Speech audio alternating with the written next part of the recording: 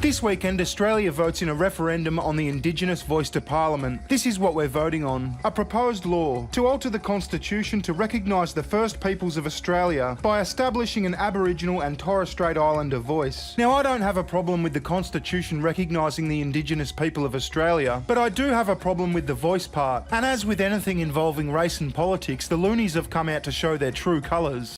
Don't you dare Get out of the way. You just grabbed my phone and assaulted me. Get out. Right, that's now. What's your name? What's this crazy bitch's name? She just spat on me. What is this crazy bitch's name? Me.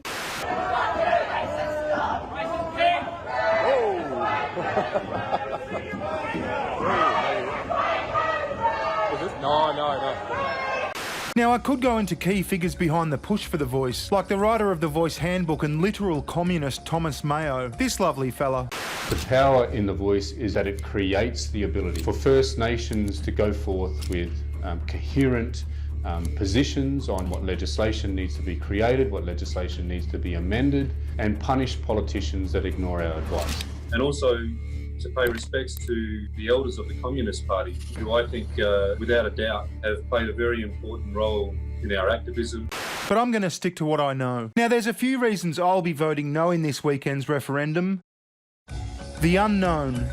The voice would be a committee of Aboriginal and Torres Strait Islander people who have a direct advisory role over the Parliament and executive government. As we've covered, the question being put to Australians is a simple one. A proposed law to alter the Constitution to recognise the First Peoples of Australia by establishing an Aboriginal and Torres Strait Islander voice. And like I said, I'm happy to recognise the First Peoples of Australia in the Constitution, but what does an Aboriginal and Torres Strait Islander voice actually mean? Well, the actual text to be inserted into the Constitution under Section 129 subsection 2 reads, "The Aboriginal and Torres Strait Islander voice may make representations to the Parliament and Executive Government of the Commonwealth on matters relating to Aboriginal and Torres Strait Islander peoples." Now, what does relating to mean? You could argue that all matters in Australia relate to Aboriginal and Torres Strait Islander people because they are the first peoples of Australia. This would be open to interpretation by the High Court. In any case, I'm not comfortable with altering the Constitution to give certain citizens more access and more input to the workings of the government, especially when it's based on race. The fact is, the Parliament could legislate an Aboriginal and Torres Strait Islander Voice Advisory Committee without constitutionally dividing Australians by race. If it's effective, great. If it's not, they could legislate it right back out.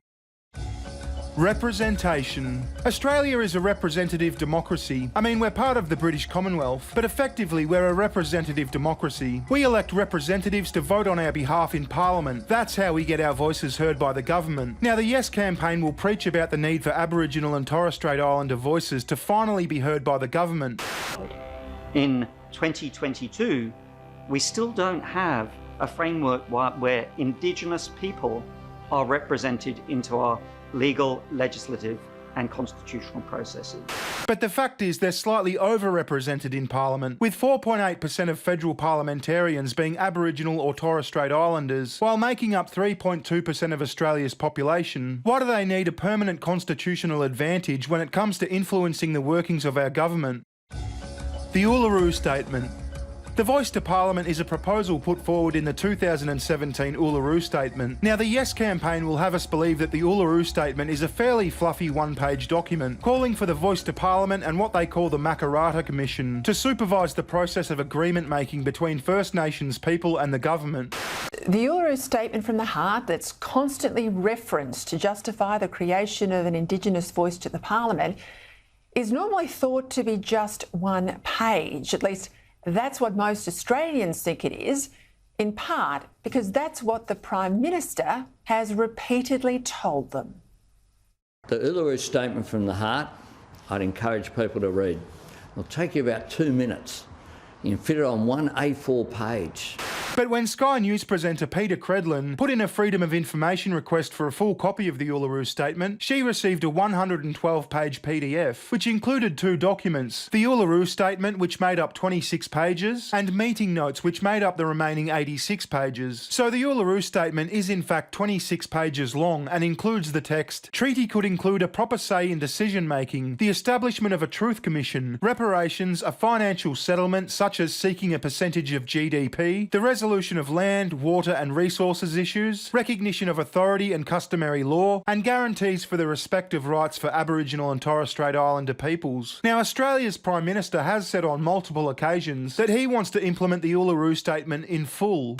Today I reaffirm my government's solemn promise to implement the Uluru Statement from the Heart in full. And on behalf of the Australian Labor government that I am proud to lead, I recommit to the Uluru Statement from the Heart in full. Oh, and he's also said he hasn't read the full Uluru Statement. They know the Uluru Statement from the Heart is one page, not hundreds of pages. But what are the other 25 pages? I've read them. What are they? What they are is a record of meetings. Some of them, they're records of the big lead-up that happened. Do you agree with most of what is said in those 25 pages? I haven't read it. You haven't read it? There's 120 pages. Why would I? I know what the conclusion is. I mean, you just can't make this stuff up. Some Australian cringe lord YouTuber can read the full document, but the Prime Minister of Australia, who's looking to change the Constitution based on proposals in this document, can't. Division. As I've already mentioned, a yes result in this referendum will constitutionally divide Australians by race. Now, I understand Indigenous Australians have their problems. There's issues surrounding poverty, health, education and more. But the idea is to fix these problems, and we're already pouring massive amounts of money into doing just that. So let's have a closer look at how that money can be better spent to fix these problems. If part of the solution is to form a special Aboriginal and Torres Strait Islander committee to advise the government on how to achieve this, then great. But we don't need a permanent solution to what's supposed to be a temporary problem, especially when it creates a two-tier system of citizenship, giving one group of Australians additional influence over the government. Aren't all Australians supposed to be equal? What are your thoughts? I'll leave you with legendary TV presenter Ray Martin calling you a dickhead and a dinosaur for exercising your democratic right to vote. There's nothing hidden in the words of the referendum, no ulterior motives, no conspiracy, nothing that has to be explained. If you don't know, vote no.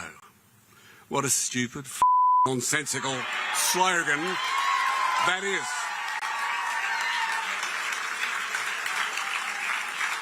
If you don't know, find out what you don't know.